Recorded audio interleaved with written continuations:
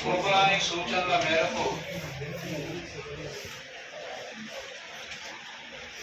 French సాంప్రదాయాన్ని అనుసరించి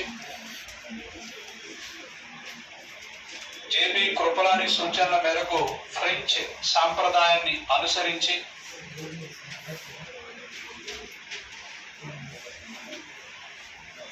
ఈ సమావేశానికి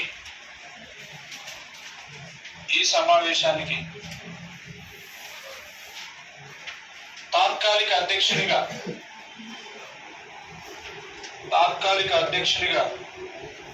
సచ్చిదానంద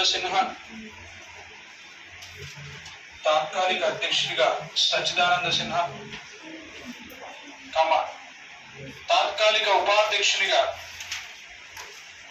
తాత్కాలిక ఉపాధ్యక్షునిగా ఫ్రాంక్ యాంటోనీ నియమించారు.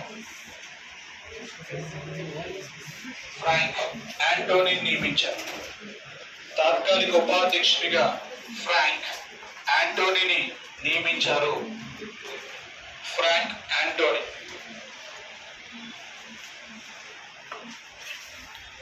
యాంటోనీని నియమించారు.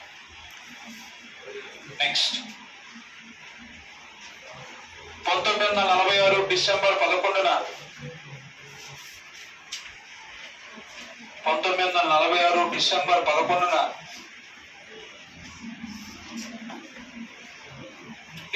11న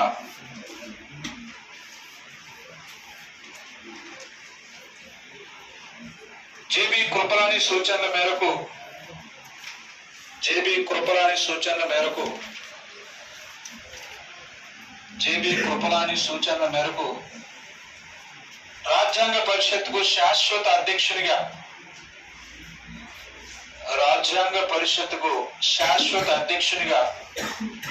డాక్టర్ బాబు రాజేంద్ర ప్రసాద్ ఎన్నుకున్నారు.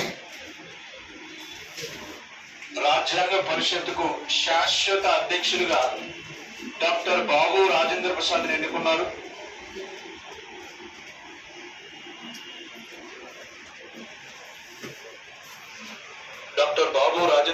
ఎన్నుకున్నారు.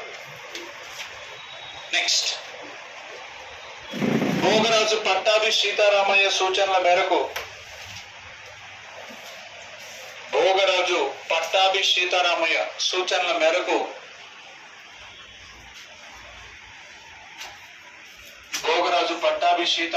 సూచనల మేరకు